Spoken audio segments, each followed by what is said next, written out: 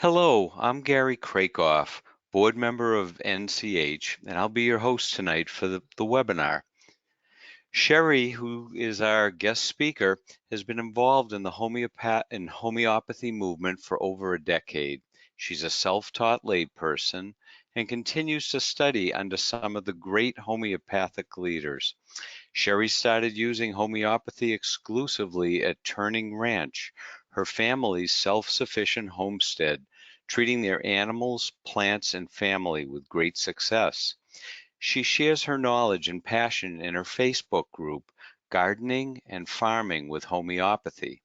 She's a sought-after writer and speaker, having published articles in Homeopathy Today magazine and a national homeopaths blog, as well as speaking at homeopathic conventions. Sherri, along with her husband Ted, work alongside world leaders in their homeopathic business, TR Homeopathics. We'll start the webinar. There is a spot on the side. If you have any questions, please type in the questions. And at the end of the webinar, we'll run down the questions. And Sherri, it's all yours. Thank you, Gary. Well, thank you everyone for joining tonight to learn about strengthening plants with homeopathy.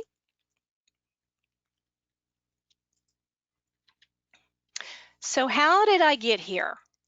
Um, I'm just a, a mom who has used homeopathy a lot for my family, but when we got our farm, that's just kind of natural to think, well, you want to use it on your animals, and then I kind of went a little bit further and I thought, well, I want to use this on my garden as well. I didn't start out with a huge gardening background. I just had a passion for homeopathy. I knew that I wanted my family's food to be better than organic. The organic label still allows for chemicals that I didn't want. And that was one of the reasons we had gotten our farm, was because we wanted to do things a little bit better, a little bit above and beyond even what we could get like from our farmers markets or from even getting it directly from the farmer. Since we were already using homeopathy for our family and our animals on our farm, it just made sense to me to extend it to the garden as well. Now, I started way before there was Facebook, before there was hardly anything with the web. I just was aware it could be done. I'd heard about a couple of books, so I kind of knew it could be done. And I had a beginner's first luck encounter that got me thoroughly hooked on this. So this is why I do it. It's to produce the best food I can to get the reward of feeding my family. I have 3 boys, and at the time we had our farm, they were very active and growing and very healthy appetites. And from a homeopathic standpoint, I knew that eating the best food you can is really the first step in health. So this was why I started the garden and why I wanted to use homeopathy. But as most gardeners know, there's always a point where you run into trouble in the garden. This was my very first big moment with homeopathy, not that beginner's luck I just mentioned. I had just expanded my garden to be over 4,000 square feet, and I was so excited that year to be able to grow enough food to feed my family. But I live in Texas, and the drought hit very early that summer. And you know what heat and drought brings? Brings a lot of grasshoppers, hundreds of them. They were all over my garden. The picture you're looking at right here is the 3 zucchini that I was growing that summer. It seemed like overnight the grasshoppers devoured all the leaves of this very first plant here, the one on the front on the far left. There was nothing left really but just a stem. So I looked at my 2 new agrohomeopathy books and there was nothing in there about grasshoppers. So I looked on the web, for other natural um, ways of dealing with grasshoppers. And while they're out there, there was really nothing that really fit my situation and nothing I really wanted to invest my time in. So I had heard that you could make a remedy from the insect, so that's what I decided to do. I really didn't have any training and not a lot of knowledge. I mean, I knew how to make the remedy, but thankfully, homeopathy is very forgiving. So I told my boys to go collect a wide variety of grasshoppers. And if you know grasshoppers, they like to hop up on the top of the fence post. They're just everywhere when you just have a lot of them. So they went and collected them, and I put them in a clean mason jar with some grain alcohol and water. You don't want the kind of rubbing alcohol. You want grain alcohol, the kind that you drink. Vodka, Everclear, brandy, something like that is what will work well. So I waited 3 days. It was a very long 3 days to wait because grasshoppers can eat a lot very quickly. I made a very crude 6C remedy, and I watered it into the stem of this plant. And then I also dosed these other two prophylactically. Now that means that they got a dose before they were really afflicted or sick. You can do that when something like this situation, a plant is in the proximity, it's going to get eaten, so you can do that. The next day, it only took 1 day. These 3 plants were totally free of grasshoppers, even though they were everywhere else in my garden. So I watered the rest of the plants in my garden that had been affected. I also then went back and reread the books, and I discovered that in Kaviraj's book, he advises starting with a 6X remedy. So I actually remade the remedy again in a 6X. 10 days later, I dosed the plants again I dosed the plants that one time with the 6X, and then again 2 weeks later after that. This was early June when this first started. By September, all of my zucchini plants were producing. And this picture here is probably a little bit before September. I don't see any fruit on this one yet. You can see blooms on these other two, but you can see how big it would have been if it hadn't been eaten down to a stem. But even so, by September, this one was producing zucchini as well. So what happened? Did I kill all my grasshoppers? No, they were still plentiful everywhere else on the farm.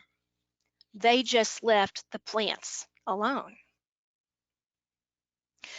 So this is the really one important thing to remember, and it's something even I sometimes have trouble remembering, that in reality, it is the plant that suffers from the pest or the disease.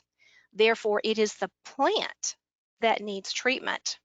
This is a quote from Kaviraj in his book, Homeopathy for Farm and Garden. We are looking at this whole pest and disease issue backwards. So think of it this way. When someone is treated homeopathically, we don't think of driving out the disease. Instead, we understand that it is the person that's changing. Well, this is the same way it is with plants. It is the plant that has changed, not the disease or the pest. As Dr. Samuel Hahnemann, who's the father of homeopathy, as he says in the Organon, and the Organon is like our Bible for homeopathy, in aphorism 32, he says, every true medicine works at all times, under all circumstances on every living being and arouses in him its peculiar symptoms. So this applies to all living organisms, whether you're people, plants, or animals. So let's step back a minute and look at how we got on this path to destruction. Let's look at what's actually happening. We have created a system of attacking the pest. Why are they such a problem? Well, there's a lot of reasons, but these four are the top four in my book. Number one, we monocrop, which means we plant a large area of ground, hundreds of acres sometimes, in one single plant. Where else do we see this happening in nature? We don't. This is not natural. We do it for the convenience of the farmer. So this unnatural situation, nature sees as an excess. And the way it takes care of this and restores balance is to send in the pest to wipe them out. In addition, we're not growing other plants that naturally help each other, which is companion planting. We've stripped all their companions out. The second thing we do is the famous NPK fertilizers, nitrogen, phosphorus, and potassium. This is all we feed plants. Well, what about the other nutrients that they need? They are basically ignored. So this sets up a huge chemical imbalance in our soil and in our plants. It's the equivalent of saying to people that we only need 3 nutrients to live and be healthy. The third reason, I think, is because the pest and disease is the problem. That's the way we think. And the chemical companies have built their empires on making chemicals to apply. What's happened? Well, just like what has happened with antibiotic use in humans. The pathogens have evolved and mutated. We're not outsmarting them. We're actually forcing them to adapt to live. So we apply tons of chemicals. To date, one of the most prevalent has been glyphosate. And we are just now seeing the terrific damage this is inflicting on people with various cancers, gut issues, skin issues. Who knows what else we're going to discover down the road. And finally, we have ignored the microbiome of the soil. The soil is alive with all kinds of pathogens and insects, things that plants need to live. They live in symbiosis with each other. We are killing it with our modern agriculture way. So let's take a look at how this all applies to plants.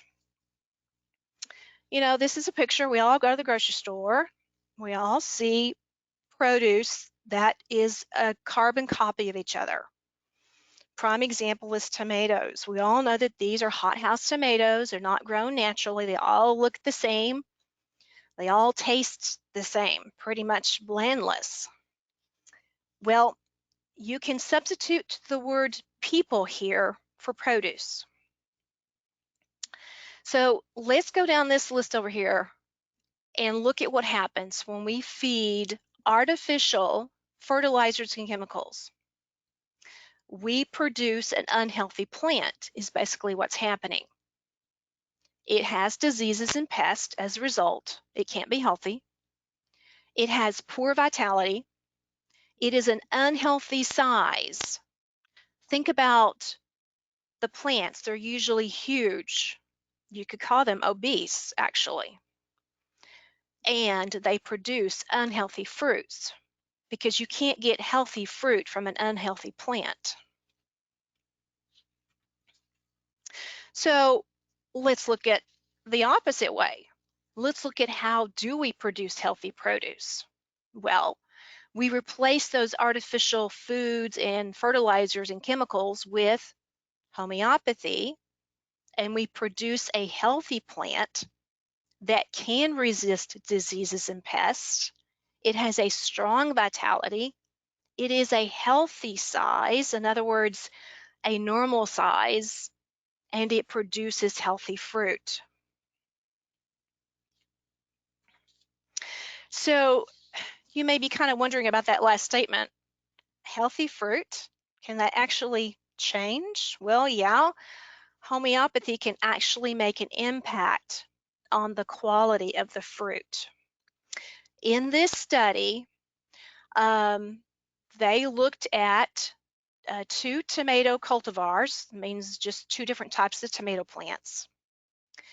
They gave it its companion remedy, which is made out of basil, Ocimum basilicum. It's a very common remedy for tomatoes. It's like their companion, their constitutional. They love it. It helps them to grow well. In this study, they used these potencies, a D6, which is equivalent to our 6C, a 30C, a 200C, and a 1M. And it was used on the tomatoes every 10 days. All of the potencies increased the beta carotene in the first type of tomato that they used. And then the D6 and the 200C increased the lycopene in the same type of tomato. Now it's interesting, the 30C, 200C, and 1M increase the beta carotene and the lycopene in the second type of tomato. So what can we take away from this study? Well, the tomato quality depends on the potency and the cultivars that are used. So homeopathy actually can improve the quality of our produce. Well, what is actually homeopathy doing? How does this work? Well, just like in people, we know that the living organism is absorbing the energetic pattern of the remedy. This actually changes the plant. Plants give off pheromones, which is a chemical substance. It's like how the plant world communicates with its environment. In this way, this is how the immune system of the plant is actually strengthened. We didn't kill any pest or disease. It still exists in nature to be taken care of naturally without any toxins. We just changed or strengthened the plant itself.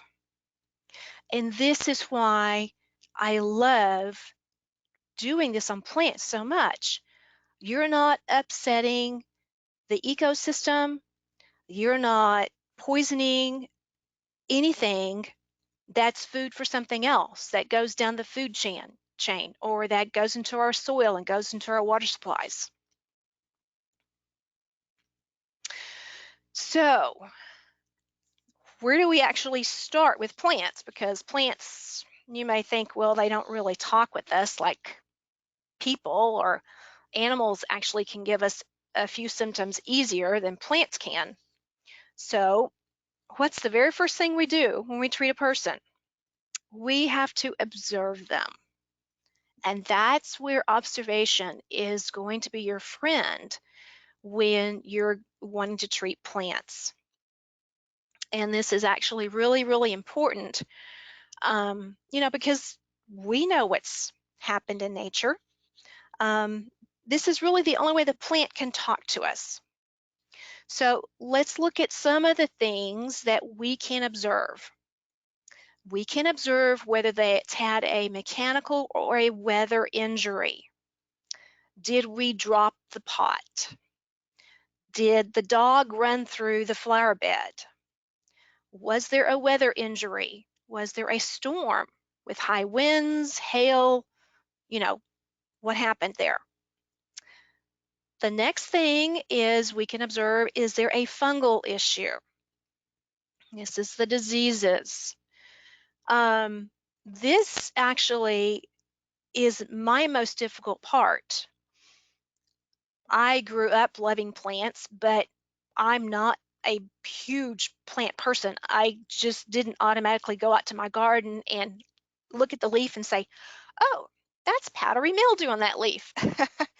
I have to actually take the leaf and I come inside and I look at my computer, I look at my books, and I have to figure out what is wrong with this leaf. What is it actually telling me?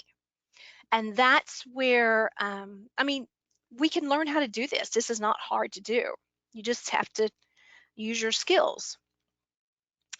And then the third thing we have to look at, potentially, maybe there's a pest that's eating the leaves. This is a picture of a tomato worm on a tomato plant. And if you've ever grown tomatoes, you know that these things can just wipe out a tomato plant almost overnight, but they're extremely difficult to see because they're so camouflaged. They're the same green as your stem of the tomato. So you've got to learn a little bit about tomato hornworms. You've got to learn, well, they come out at night. So I would, right before I'd go to bed, about 10 o'clock, I'd go out with my flashlight to the garden with my little bucket, and I would look. You can see them really easy with a flashlight at night. You can see, is this what's eating my tomato plant, my leaves? And if you're getting something chewing on your tomatoes, I can guarantee you it's probably these worms because they love them. So you've got to do some investigative work here to figure out, you know, what's actually eating it. Then the fourth thing that we can observe very easily is a nutrient deficiency or an excess. You know, take advantage of your soil test and try to figure out, is the soil lacking something, or has something been applied? Is the soil holding it in? The other thing you can do when you look at a plant is sometimes the leaves will turn different shades of yellow with different deficiencies. Well, it's not enough just to look at the leaf or to pick it off and say, oh, I've got this yellow leaf. No, that leaf tells you a lot. The location on the plant, is it at the bottom where the older growth is? Is it at the top where the newer growth is? Is it on the edge of the branch, which is again newer growth? Is it more towards the middle of the stem? What does the yellow actually look like on the leaf? There's all different ways it can present. And again, the internet is your friend. Go and uh, do your checking. There's all types of charts you can look at to help you tell exactly what's going on. Now, we do have some tools to assist us in this. So it's not all as hard work as you may think. As I mentioned earlier, there are 2 books on the subject in English for agrohomeopathy. One of them, Christine Malta's book, has a table of modalities, and her book is actually called Homeopathy for Plants. And in this table of modalities, she helps you to choose the most suitable remedies quickly and easily. What you're actually doing is you're matching the causes and the triggers, which is the same as saying what's the consequences of, or what is it made worse by when we think about it for treating people. She also has a plant materia medica in the back of her book. That's very helpful. Now, the other book, Kavi Raj's book, which is Homeopathy for Farm and Garden, he actually has an agro repertory in the back of his book. And then basically his whole book is kind of like a materia medica. So a repertory, that's a big long word to just say it's a list of symptoms with remedies that match. So you have remedies that are present for most symptoms in his book. And then the repertory can also help you identify if you have a pronounced or an unusual symptom. So let's actually get into the meat of kind of how to do this. So this is a little snip of the table of modalities that's in Malta's book. This is actually a 2-page thing in her book. So you've got the top of remedies, the list of remedies up here at the top. You see that they go in alphabetical order, although it stops. That's just half of them. And then the other page has the other half. So these remedies across the top are the remedies that are in her book that she addresses. So she has her remedies across the top, and then down the left side in the column under the causes, she has already kind of written in your rubrics. In other words, a description of it. So, and then she's already filled this in for you. So let's go through an example of how we could use this. So we're going to say that we've got a fruit tree that is very close to the street, and it has fire blight. So we would look at the top of this list of causes, and we'd look at the first one, the exhaust fumes. Well, could our plant be exposed to exhaust fumes? It sure could if it's close enough to the street. So we come over here in the row, and we look at what box has the first X, and that's causticum. So we know that causticum is something that might be worthy of consideration for exhaust fumes. So, oops, sorry. Let's go back to that slide. Computers do their own things, don't they? Okay, so now we keep going down this list. So I said it was also a fruit tree that had fire blight. Okay, so we go down the list until we get to fire blight. And then we look at the remedies. Oh, and I also forgot to mention, my little mouser thing keeps disappearing, that you want to highlight those boxes. So up here in the top row where you've got exhaust fumes, you would take a yellow highlighter and highlight this causticum box where the X is. Then down in this fire blight, we would highlight these boxes. Anthracynum is the first one. Arsenicum album is the second one we would highlight. Cantharis would be next. Causticum, China, and cuprum. So we're going to stop right there with this little short example because we're kind of trying to keep this in our head.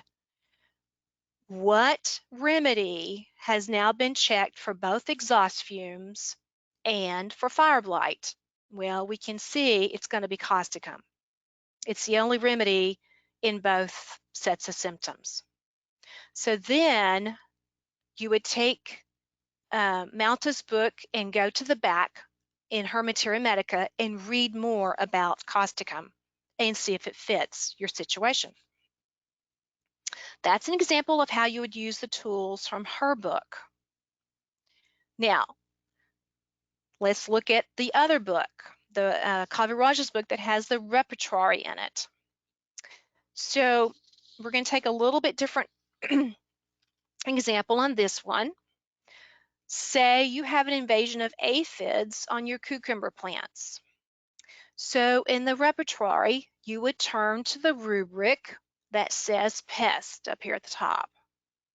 And then you would go down, you see ants. Well, we're not dealing with ants. You keep going till you see aphids. We're dealing with aphids. Now, let me stop and explain a little bit about the key down here at the bottom. For those that aren't familiar with the repertory, they actually have written in a type of a key to help you know which remedy stands out more than another when you consider it. So in Kaviraj's, the bold type, he says, will help consistently with that issue. The italics will help regularly, and the plain type will help occasionally. So if we go up here to our aphid situation, we've got 3 remedies in bold. Those are the first 3 we should really consider. We've got coccinella, natrum sal and salic acid, silic acid. So in this one, Kaviraj has actually determined that a plant family responds to certain remedies the best. So when a classification of plants has an outbreak, that means the same remedy works across all of those plants in that classification. Now, we kind of know that aphids, the ladybugs are very effective in eating aphids. This is one of your natural remedies you'll see when you Google, what can I do for aphids naturally? Well, they'll tell you ladybugs, go buy ladybugs. Well, I did that before I tried homeopathy in my garden. I bought ladybugs and turned them loose, and you kind of wonder, are they going to stick around? Was that worth it? Is it going to get rid of the problem? Well, we have a much easier way to do it. You just use the remedy made from made from ladybugs, which is coccinella. And coccinella is very effective for aphids. So since coccinella, it's a predator pest, it's a mold type, this is going to be our first remedy to consider for that. So now let's look at potency, because that's the next choice we have to make, is what potency do we start with? Well, Kaviraj in his book says to start at the 6x. He starts very low. That's also the remedy for nutrient issues if you're dealing with an excess or a toxicity. A deficiency or a toxicity. If that fails, he recommends moving up to a 30x. And then later on in his research, he discovered that 30C and 200C worked well too. Let me back up and say Kaviraj spent 12 years in Australia doing research on using remedies for plants. And so his book is a result of that. Christine Malta, in her book, likes to use 30C and 200C generally. And again, like Kaviraj, she uses the 6X more as a fertilizer type. But ultimately, it depends on the situation and the plant, what you're going to use. Okay, so we're going to look at how do we dose a plant? I don't really have a mouth. So I like to think of it this way, an upside down human.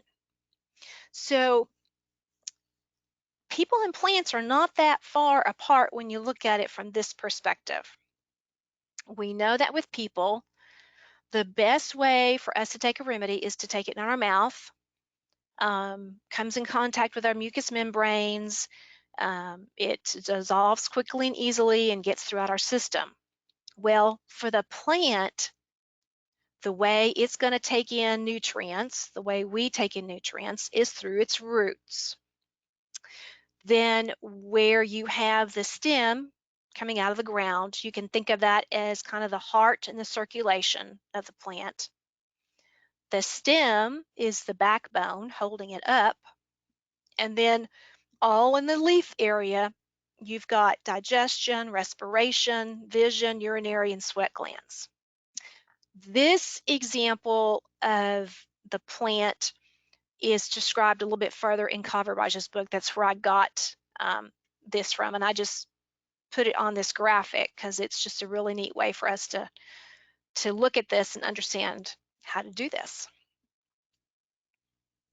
So let's look at how we apply remedies.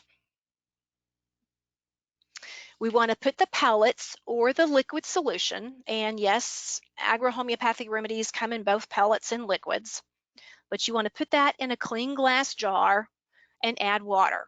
I use either a pint jar, mason jar, or a quart jar, depending how much I'm going to divide from there.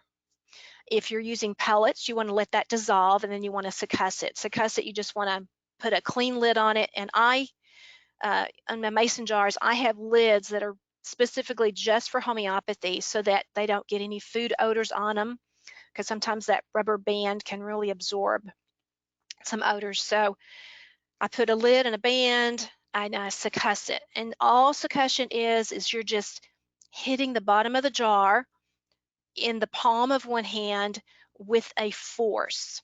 And I do that 10, 20, 30 times. I'm not consistent in that. You just want to be sure you succuss it enough so that the energetic forces of that substance are dispersed all throughout that water. Then you want to pour that potency solution into your choice of a dispensing device. And then you want to add water from the hose. Now, when you're adding water from a hose, that is agitating that remedy when you're putting it in your watering device.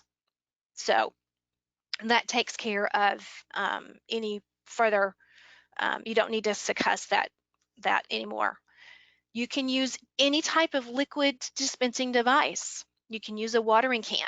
If you're only going to be dosing 1 or 2 plants, a watering can is great. You can use a backpack sprayer, a boom spray. You can either put it in reticulation systems like at a tank or a pump. If I'm dosing like a tree, I use like a 5-gallon bucket because you've got much larger space to dose for the roots. And then Malta in her book says to water the entire plant, except for tomatoes and any plants that are already succumbing to mildews. I personally like to water just the roots, but experiment with it. Find out what you like to do the best. If I'm doing trees, now you do need to be sure and include the whole tree canopy. And that's the part where if the sun was overhead and was shining down on this tree, it's the part that's going to be in the shade under the tree because your roots of the tree grow out as far as your tree canopy. So that's why I use a 5-gallon bucket, because I've got a much further area to water. And then you want to allow time for that remedy to act.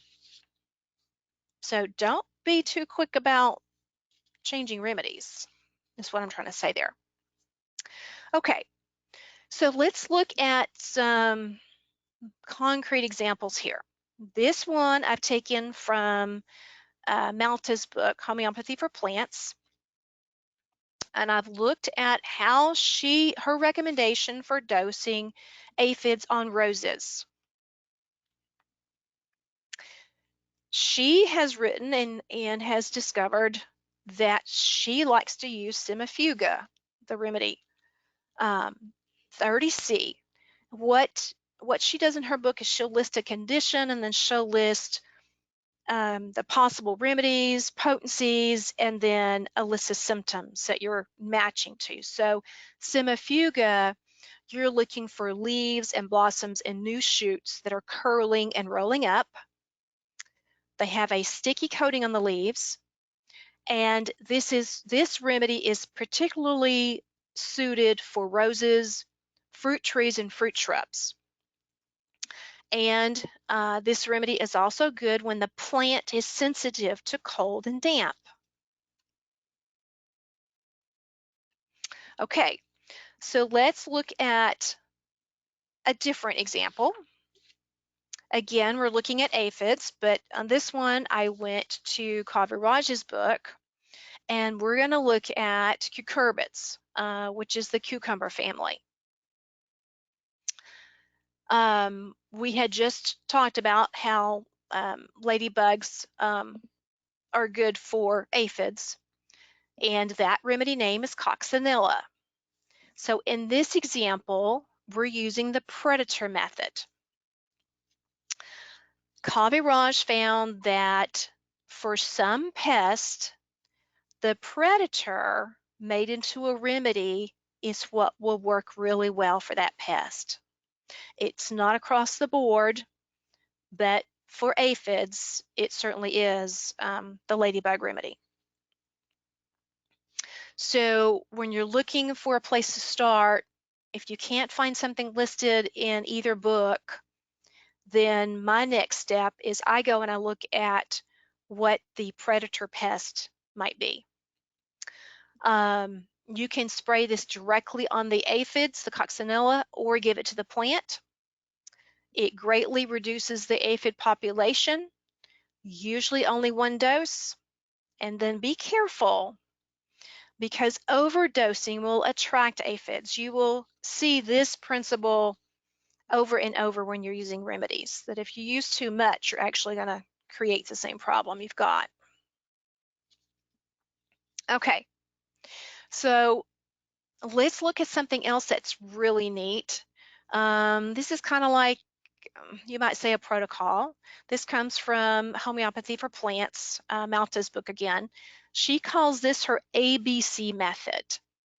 And this is a preventative for frost. And since we're coming into spring, this is something that you can really take and use in the next month or so. She uses Aconitum 200 before the frost or after a sudden frost. Then at least 1 week later, she'll dose it with Belladonna 200C. And then at least 1 week later after that, she'll do Calendula 30C. And her solution, she puts about 6 to 8 pellets in 150 milliliters of water, dissolves that and succusses, and then she pours that solution over the plants and the earth around the plant on frost-free days in the morning. So all of these instructions, this came directly from her book. Christine also has, she does a lot of experimentation in her own garden, and she also has a study group where she has come up with her information for her book. Now, this is the last thing we're going to look at here tonight before we take questions. And this remedy, Silica, this is an example of the type of in-depth information you would find in Kaviraj's book. Kaviraj really makes you think about this whole method. And Silica, just like with people, it's a polycrest for people. Well, it is a huge polycrest for agriculture as well. Silica is in every cell and tissue in people. Well, it's the same for plants. It's in their stems and in their bark. It is what holds the plant upright. It also has water retention properties, and this is where Kaviraj discovered its importance. When he moved to Australia, he was able to turn desert into green, lush property able to produce by using silica. So that was a pretty important discovery there. You can also use silica for germination for seeds. You only want to use 1 dose though. You know, you think of silica as something lacking grit. Well, when a seed is starting to sprout, it needs a lot of grit to get through, to push through that hard coating and up through the soil. Again, it's a tonic for weak plants if they're small and puny, and it also assists in fruit setting. This is one of my favorite quotes about gardening, and I think it applies to homeopathy very, very well. Gardening is a medicine that does not need a prescription and has no limit on dosage. And this particular picture came from my garden, one that was producing really, really well. I had, that's a picture of lemon cucumbers and Armenian cucumbers. They were coming out my ears that summer. But this is a little bit a snippet of my passion. on trying remedies for plants. I encourage you to go and try it. Even if you have to just go to Lowe's or Home Depot or some big box other store, go look at their clearance aisle. Pick a plant that needs help. It's like you're rescuing a plant, and pick two of them that are kind of similar and experiment with two different remedies on them. You'll learn an awful lot that way. But what it will also do is it will solidify your belief in this wonderful system of medicine that we've got. And that's my ultimate hope, is that we will be able to use this to reach, change the way we actually grow our food, because that has such a huge potential impact on our plants and our soils, our environment, and ultimately our own health. Okay, and then here's my very last slide. This is how you can connect with me. I do have a website. It's trhomeopathic.us, and that stands for Turning Ranch. That was the name of our ranch. And then we have the books, we have remedies. They actually, the homeopathic manufacturer that produces the remedies for the plants actually has put together plant kits that go with each of the books. So each of the books has different kits depending how much you want to spend for that. And we have a Facebook page, Turning Ranch Homeopathics, and then I also have a Facebook group, Gardening and Farming with Homeopathy, and I would encourage everyone to come and join, and we help each other and we learn. I don't have all the answers. I don't think anybody does. We're all in there learning together how to do this, and I would love to see you over there.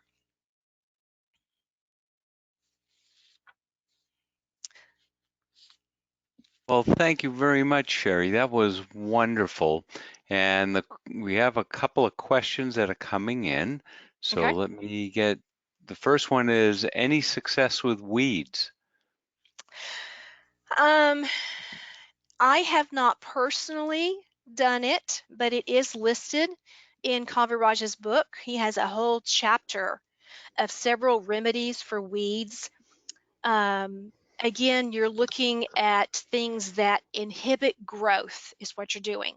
So silica is a strong possibility. I don't remember all the remedies he lists, but another one is the one that's from black walnut. People who are familiar with the black walnut tree, things don't like to grow underneath it. So Kaviraj actually determined if you turn that into a remedy and spray that, things won't grow there. Okay, great. Another question. How about heat stress over the summer for trees? An older walnut tree. The leaves dehydrate and turn brown from the edges to the ribs and the stems, but do not fall. Right. So in that instance, I would go to Kaviraj's repertory in the back and look at if he has a section for causes. You know, you're going to have to, I don't know it offhand, but you're going to have to look at your symptoms, try to match it to a remedy. There's also remedies.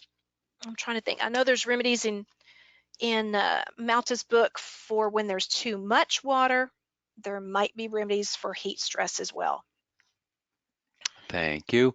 A whole bunch of comments about this was great. This was awesome. Another question, how would you treat a dogwood tree that's been damaged by Roundup?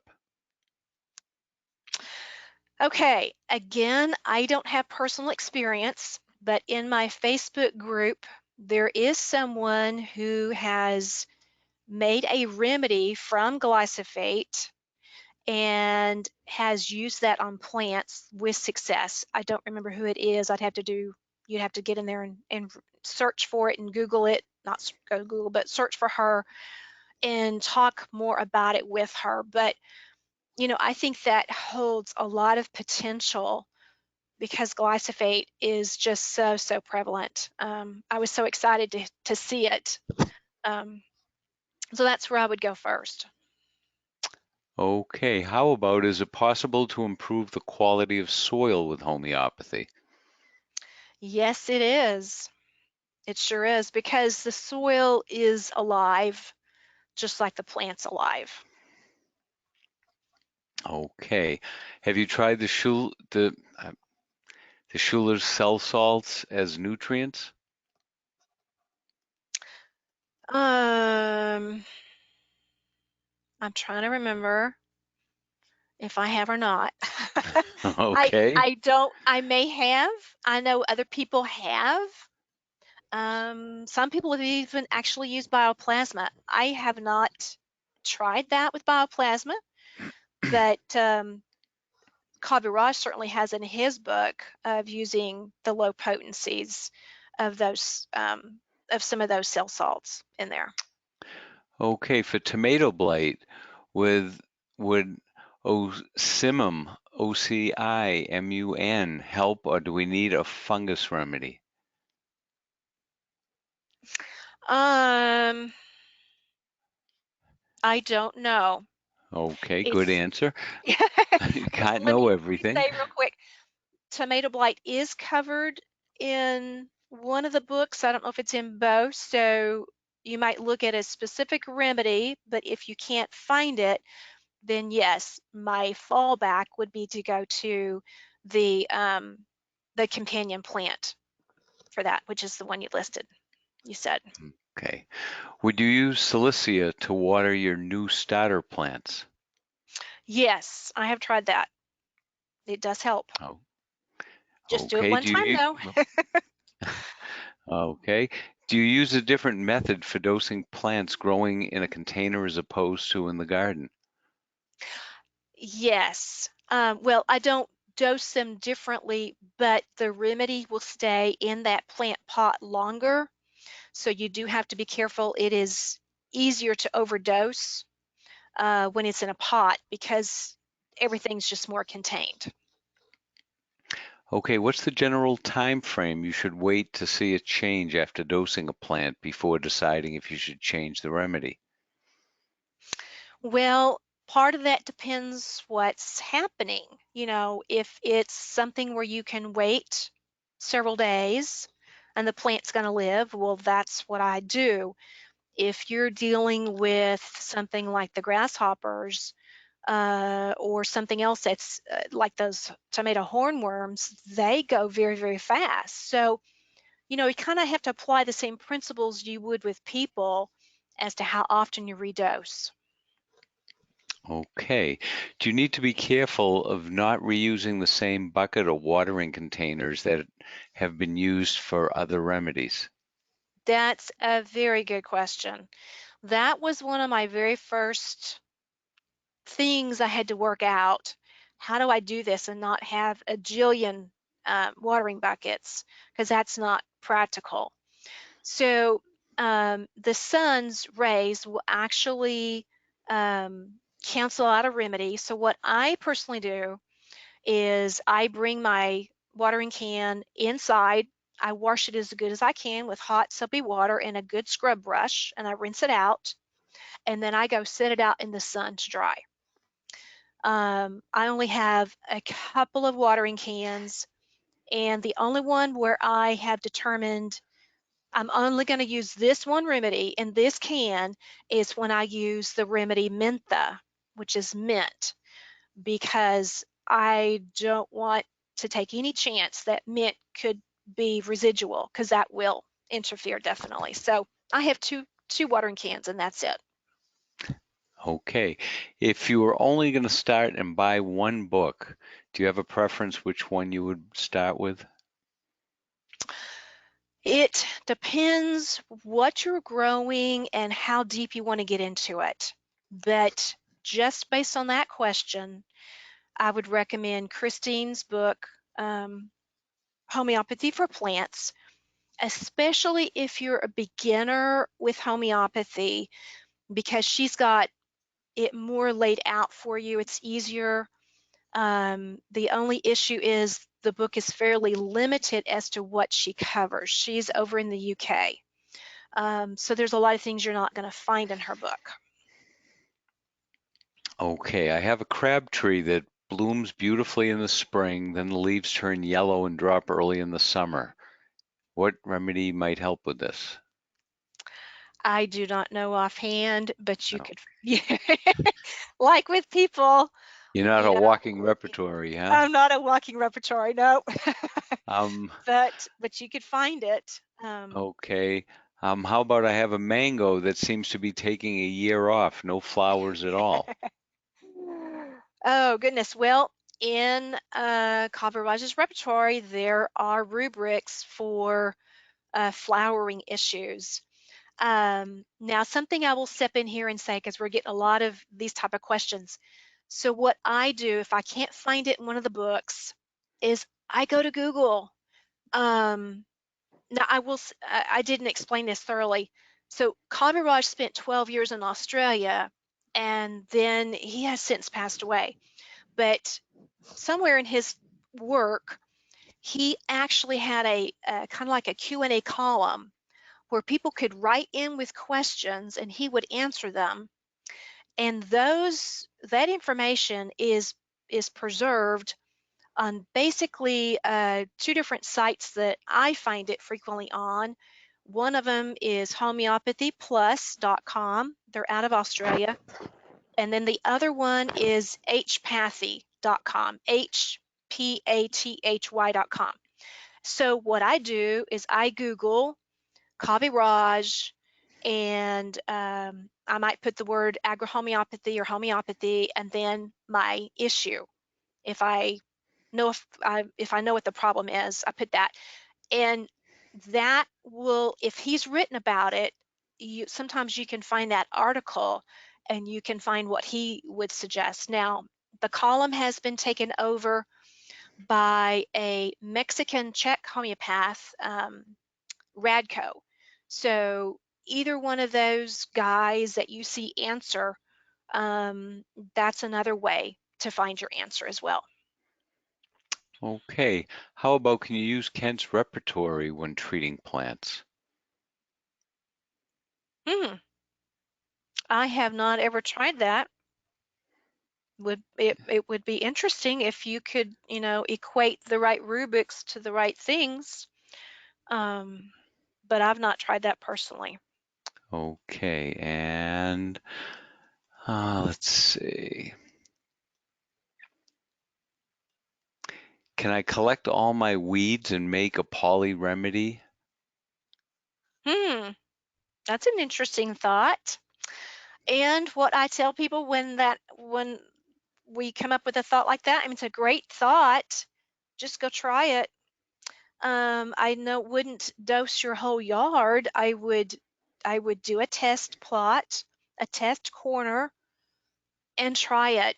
Agrohomeopathy is basically still in its infancy. There's so much we need developed, we need written, we need testing. So go test it and see what happens. I don't know. Okay. For someone looking for fertilizers, how does homeopathy fit in and can be used? So I guess to nourish the soil. Hmm.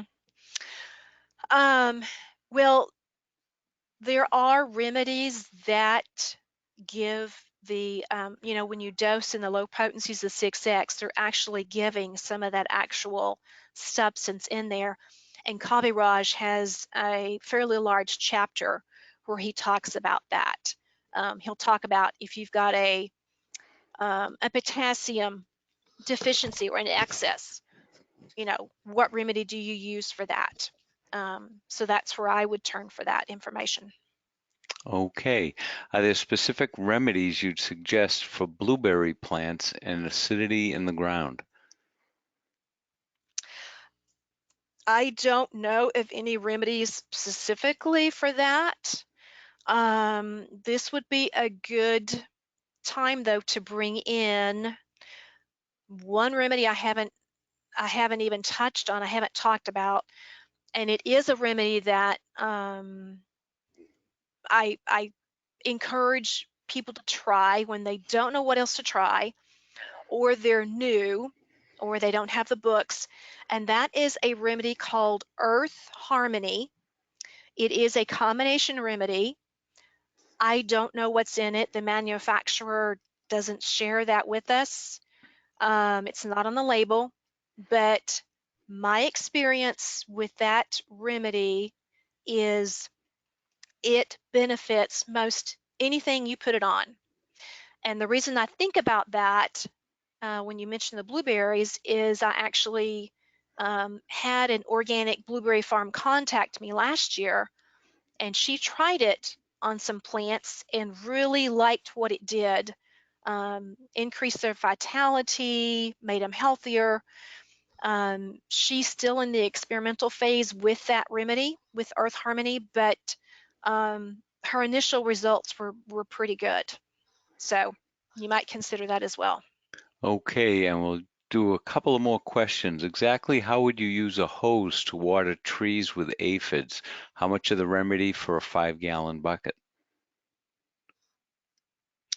So what I would do is I would get one of those hose in sprayers, and off the top of my head, I don't know how you would do the calculation of how much remedy, because you've got that water going through there. But actually, actually, this is what I would do. I would just make my normal remedy in my quart jar, succuss it, put it in that hose in sprayer, then you attach your hose to it. And as your water from your hose is going through that sprayer, it's going to mix it, agitate it, and then I would just spray the tree just like you would any other chemical that you've got to reach up high on that. That's how I would spray the tree. But then I also think you need to water the plant, the roots as well, so it can take it up throughout the tree. Okay, does it matter what kind of watering can, plastic or metal? I use plastic personally. I think it interferes less than the metal does. I haven't experimented with metal, but um, again, experiment, see what works. Okay, we have 3 questions, basically the same question. Can you please explain again how you made the remedy from grasshoppers? Okay. Um, I'm not going to go into depth because that's a whole long process. Yeah. But basically, what I did was we collected the grasshoppers in a jar. I filled that jar. I don't recall the ratios off the top of my head, with grain alcohol and some water. If you wanted to do pure grain alcohol, I think that would be just fine. And then you want to sit that in a dark, undisturbed part of your house, a corner of a cabinet, wherever, for several days, because that alcohol is drawing out your components from the grasshoppers. Now, if I had to redo it, I would probably crush or grind up the grasshoppers. I did not do that. I just plain stuck them in there and put the lid on it, and they sat there for a few days. Then you want to take, it depends if you're making an X potency or a C potency. Remember your X potency, you want to take 1 drop of your tincture, which is what you've had soaking for several days, and you want to add 9 drops of water to that. After you succuss that, that's going to be your 1X potency. Then to scoot up to a 2X, you would take 1 drop of that 1X to 9 drops of water, succuss that, and that's your 2X. The same way for your C potencies, except you want your ratio of 1 drop of your tincture to 99 drops of your water. And then for your final potency that you want to preserve, instead of adding water to it before you succuss it, you want to add alcohol to that so it will preserve. Now, you're going to want more than just a few drops, so use those ratios and make it an amount that you can actually have something to use with. But that's what I did, and I wasn't very, it was done in my kitchen. It wasn't sanitary per se. I just did what I had, what I used. I had some empty jars, and that's what I did, and it worked. It was amazing. Great. And last question, do you worry about giving yourself a dose of the remedy when you're spraying?